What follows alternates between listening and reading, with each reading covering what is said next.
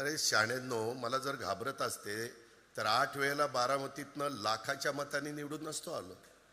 आता ते गावकीचा विचार करतात, पण भावकीला कुठेतरी विसरलेले आहेत. अर्थमंत्री आहेत, कुठेतरी निधीच्या बाबतीत त्यांनी तिथं विचार करावा अशी मी विनंती करतो. बोलत असताना काहींनी सांगितलं किंवा दादा गावकीकडे लक्ष आहे, भावकीकडे पण लक्ष द्या.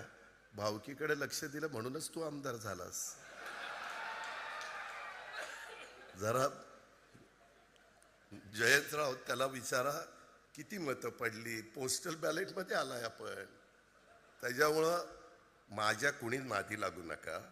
तुम्ही तुमचं काम करा, मी तुम्हाला एक अक्षर बोलणार नाही. दादा, आत्ताच्या काळामध्ये काही लोक आहेत, तुमच्याकडे बघितल्यानंतर तुम्ही भाजपचे नेते असला तरी तुम्ही भाजपचं खऱ्या अर्थाने सोनं आहात.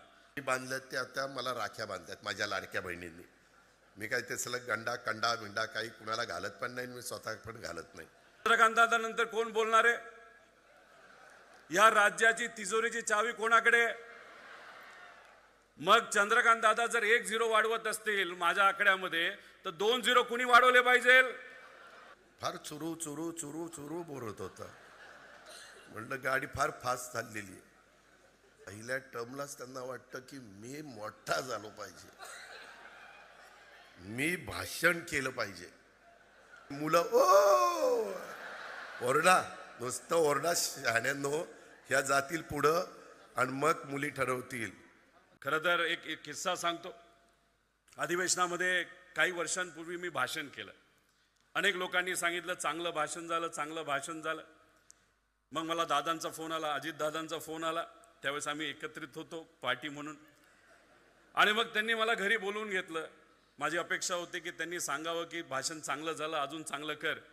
त्यांनी सांगितलं की भाषण चांगलं झालं, पण एक गोष्ट महत्त्वाची तुला सांगतो. म्हणलं काय?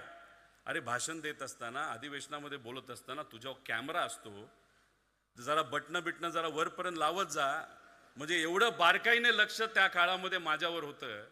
आता ते गावकीचा विचार करतात, पण भावकीला कुठेतरी विसरलेले आहेत. अर्थमंत्री आहेत, कुठेतरी निधीच्या बाबतीत त्यांनी तिथं विचार करावा अशी मी विनंती करतो. चंद्रकांत दादा इथं आहेत. दादा, आत्ताच्या काळामध्ये काही लोक आहेत, तुमच्याकडे बघितल्यानंतर तुम्ही भाजपचे नेते असला तरी तुम्ही भाजपचं खऱ्या अर्थाने सोनं आहात. अनेक वर्ष त्या पक्षामध्ये तुम्ही राहिलेले आहात. जेव्हा केव्हा आम्ही तुम्हाला भेटतो, तुम्ही आमचा ऐकून घेता. एखाद्या मुलांचा नाही तर विद्यार्थ्यांचा प्रश्न असेल, लगेचच्या लगेच तुम्ही तिथं फोन लावता. आणि ही तुमची स्टाईल आम्हाला आवडते. तुम्ही राजकारणाच्या ठिकाणी राजकारण आहे, समाजकारणाच्या ठिकाणी समाजकारण. पण दादा, तुम्ही सोनं आहात. पण आत्ताच्या काळामध्ये काही बेंटेक्सचे लोक या जिल्ह्यामध्ये तिथं फिरत आहेत आणि खालच्या लेवलला जाऊन काही मोठ्या नेत्यांबद्दल तिथं टीका करतात. त्यामुळे या बेंटेकच्या सोन्याचं काय करायचं हे भाजपच्या खऱ्या सोन्याने तिथं लक्षात घेतलं पाहिजे असं मला तरी तिथं वाटतं असतात. मगाशी माईंनी सांगितलं की ही जी बिल्डिंग आहे आपल्याला लवकरात लवकर बांधायची आहे. माझा 40वा वाढदिवस पुढच्या महिन्यामध्ये येत आहे. मी खूप मोठा नाही, पण एक तुम्हाला सांगतो, माझ्याकडनं एक सेवा म्हणून 40 लाख रुपये या आपल्या या बिल्डिंगसाठी तिथं मी देत आहे, फक्त सेवा म्हणून. जेव्हा तुम्ही कारण तुम्ही इतकं प्रामाणिकपणे काम करता, म्हणजे तुम्ही घरचा विचार करत नाही, एनडी मामांनी विचार तिथं केला नाही, प्रशांत काका करत नाहीत, संगीता काकी करत नाहीत. तुमचं फक्त एकच मनामध्ये असतं, इथं या भागामध्ये असणाऱ्या या गरीब कुटुंबातून सामान्य कुटुंबातल्या मुलामुलींना चांगली संधी द्यावी.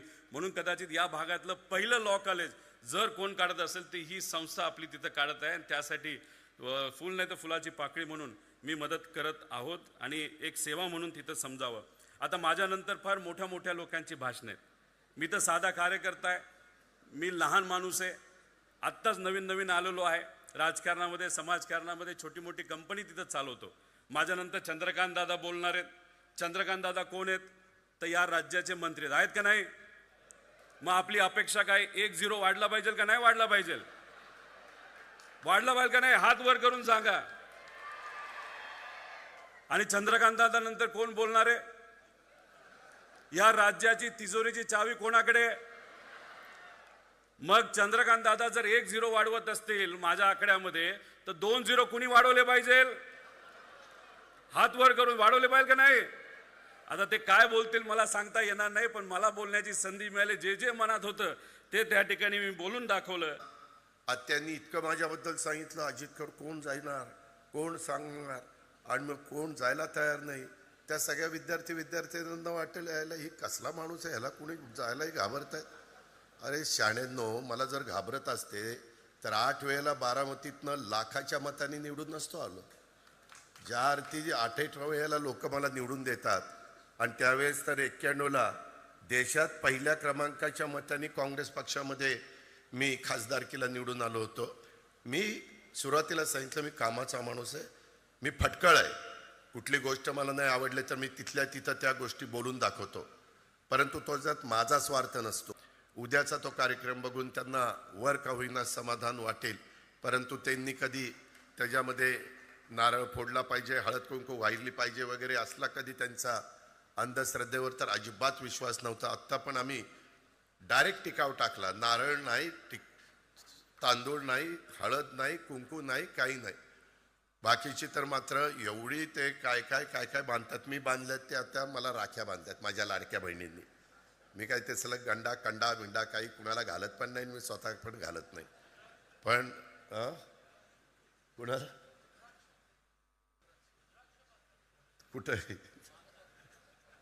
त्याच्यामध्ये त्यांचं वीज दर कपातीच्या बद्दलचं पट उभारण्यात येणारं बहुउद्देशीय सभागृह. मी संगीताला सांगत होतो की कोल्हापूरच्या परिसरामध्ये जे काही आपण सभागृह करतोय, साधारण ते आणि हे मला एकसारखं वाटतंय. कदाचित आर्किटेक्ट एक असेल, पण बऱ्याच साम्य वाटतं. पण हरकत नाही, तुम्ही मनावर घेतलंय ते चांगलंच. तुम्ही त्या सगळ्या गोष्टीचा विचार केला असेल.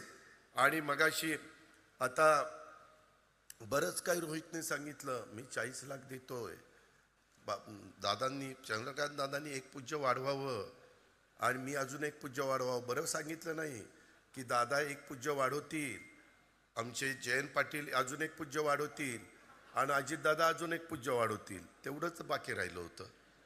फार चुरू चुरू चुरू चुरू बोलत होता. म्हणलं गाडी फार फास्ट चाललेली आहे. आज RRची जयंती आहे. मी RR पाटील, जयंत पाटील, दिलीप वळसे पाटील, आम्ही सगळेजण एका बॅचचे आहेत. 90ला आम्ही आमदार झालो आणि जे काही राजकीय जीवनाला सुरुवात केली त्यात RR दुर्दैवानी RRला काही गोष्टी मी सांगितल्या होत्या, सांगलीमध्येच सांगितलेल्या होत्या. त्याने ऐकलं नाही. जाताना मला म्हणलं, दादा तुझं ऐकलं असतं तर मी आज तुमच्यामध्ये राहिलो असतो. मी सांगल्याकरता सांगत असतो, निर्व्यसनी राहायचं त्याच्याच करता मी सांगत होतो. लोकांना बरं नाही वाटत. बघा अरे जाहीर सभेत RRची काढली. अरे मी काय काढली? मी चांगलं सांगायला गेलो, वाईट काय सांगितलं? त्याच्यामुळं आम्ही सगळेजण 90ला आलो. 90ला पण आम्ही ज्युनियर होतो. 95 आलं आम्ही ज्युनियरच. 99 आलं आम्ही ज्युनियरच. 99ला तर विलासराव देशमुख, जयंतरावांना आठवत असेल, मुख्यमंत्री आघाडी करता कसं करायचं, काय करायचं, त्यावेळेस पवारसाहेब, प्रफुल्ल पटेल, त्याच्यामध्ये पद्मसिंह पाटील, विजयसिंह मोहिते पाटील, त्याच्यामध्ये मधुकर पिचड आणि छगन भुजबळ, हे सगळे राष्ट्रवादीचे नेते होते. मी, RR, जयंतराव आणि आमचे दिलीप वळसे पाटील खूप दिवस असेच वाया चालले होते.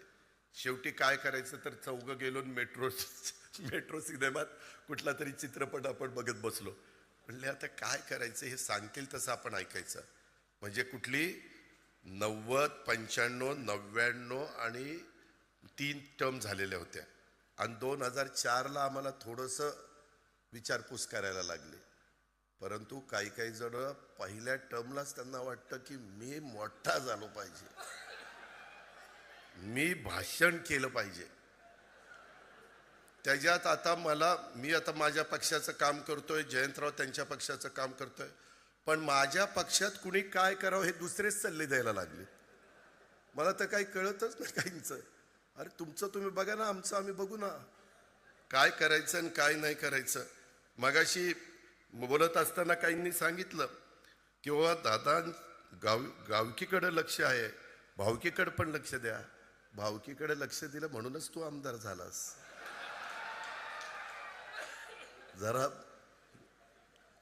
जयंतराव त्याला विचारा किती मतं पडली, पोस्टल बॅलेटमध्ये आलाय आपण. त्याच्यामुळं माझ्या कुणी नादी लागू नका. तुम्ही तुमचं काम करा. मी तुम्हाला एक अक्षर बोलणार नाही. मी जयंतराव ज्यावेळेसपासून मी आमच्या महायुतीमध्ये आहे, मी कधी तुमच्या कुणावर टीका टापणी केली? काय कारण आहे? तुम्ही तुमच्या विचाराने चाललं, मी माझ्या विचाराने चाललो. आणि शेवटी आपल्याला साध्य काय करायचं आहे? महाराष्ट्राचा सर्वांगीण विकास, शिवशाहू फुले आंबेडकरांची विचारधारा, ह्याच्यामध्ये आम्ही कुठं कॉम्प्रोमाइज करतच नाही. आणि त्यामुळं मला तर मगाशी ह्यांची सगळ्यांची भाषणं झाली तसं तसं माझं संकट चाललेलं होतं. आणि जयंतराव गेले. मला वाटलं की मला एकाने सांगितलं, रोहितनं सांगितलं, जयंत पाटलांचं 12 वाजता काय हेलिकॉप्टर आहे आणि मला त्या हेलिकॉप्टरमधनं जायचं. अरे म्हणलं, माझं भाषण ऐकायला नेमकी ही दोघं नाही आहेत. आणि मी तर हे सगळं ठरवलेलं होतं. ही बोलून मात्र गेली. त्याच्यामुळं पण ते आली.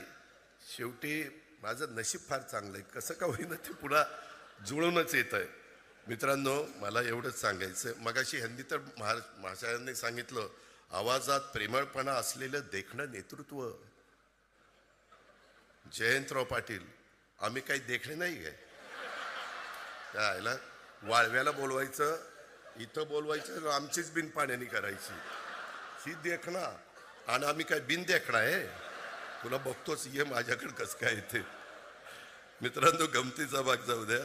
अरे, आणि सगळे, आणि एक मुलांनो लक्षात घ्या, हे आता तुम्ही ओरडताय ना, हो करून काय काय काढतात ते आवाज, परंतु त्याच्यात मुलींचा आवाज नाही, फक्त पोरांचा आवाज आहे. सध्या काय व्हायला लागलंय, आत्ता पण स्पर्धा परीक्षेत आमच्या मुलीच मुलांच्या पेक्षा जास्त पुढे आल्यात. का तर मग हे बघ, ह्या टाळ्या माझ्या मुलींच्या आहेत.